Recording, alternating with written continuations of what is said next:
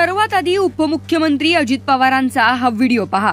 काही दिवसांपूर्वी पुण्यातील एका पोलीस स्टेशनचं अजित पवारांच्या हस्ते उद्घाटन झालं आणि त्यावेळी बोलत असताना अजित पवारांनी पोलिसांना काही कानपिचक्या दिल्यात। म्हणजे अक्षरशः त्यांनी पोलिसांचे वाभाडेच काढले।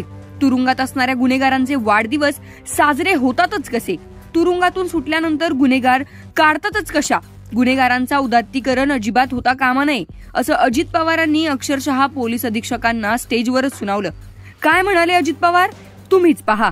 करणाऱ्या पुष्पराजचा देखील सध्या धुमाकूळ चाललेला दिसतो।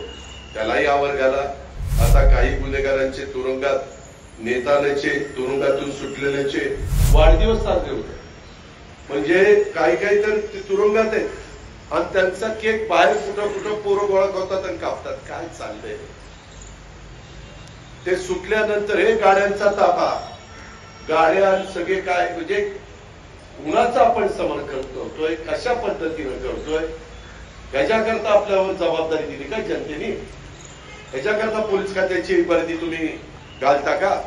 किंवा आम्ही देखील लोकप्रतिनिधी असताना आम्हालाही वाईट वाटतं की एकनाथराव, देवेंद्र, मी, आम्ही सगळेजण जबाबदार पार पाडत असताना जर आपल्या महाराष्ट्रात, शाहू फुले आंबेडकरांच्या महाराष्ट्रात, छत्रपती शिवाजी महाराजांच्या महाराष्ट्रामध्ये जर अशा पद्धतीनं भाईंचे वाढदिवस, जयंत्या, माहितीचे बॅनर खुलेआम सगळीकडे लागतात। परवा मी सीपीला त्यांना इतकं बोललो, म्हणलं काय बोर्ड लागलेले पण दिसत नाही काय? आणि त्याच्यामध्ये ही गोष्ट चांगली नाही। समाजात गुन्हेगारांचं उदात्तीकरण अजिबात होता कामा नये। कोल्हापूर रेंज तुमच्या ताब्यामध्ये, जिल्हा तुमच्या ताब्यामध्ये। मी आता सीपी पिंपरी चिंचवड आणि पुण्याला पण सांगितलेलं आहे आणि त्यामुळं समाजामध्ये फिरणाऱ्या छोट्या मोठ्या भाईंचा फिवर वेळीच उतरवण्याची गरज आहे।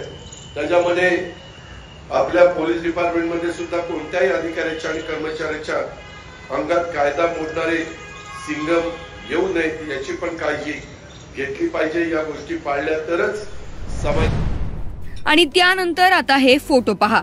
हे फोटो आहेत उपमुख्यमंत्री असलेल्या अजित पवारांचे सुपुत्र पार्थ पवार आणि कुख्यात गुंड गजा मारणेचे।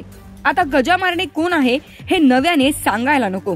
कुख्यात गुंड आहे, त्याच्यावर खुनाचा प्रयत्न, खंडणी यासारख्या गंभीर स्वरूपाच्या गुन्ह्याची नोंद आहे।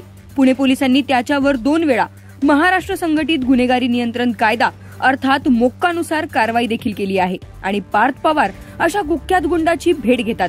बरं, गजा मारणे पार्थ पवारांची भेट घेण्यासाठी गेला नव्हता, तर स्वतः पार्थ पवार पुण्यातील राष्ट्रवादी काँग्रेसच्या काही पदाधिकाऱ्यांसोबत गजा मारणेच्या घरी गेले होते।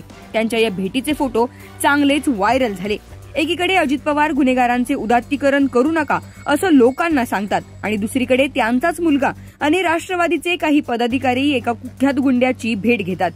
हे काही लोकांना रुचलं नाही। त्यामुळे अजित पवारांनी लोकांना सल्ले देण्याऐवजी सर्वात आधी पक्षातल्या लोकांना हे सल्ले द्यावेत अशी मागणी आता केली जात आहे।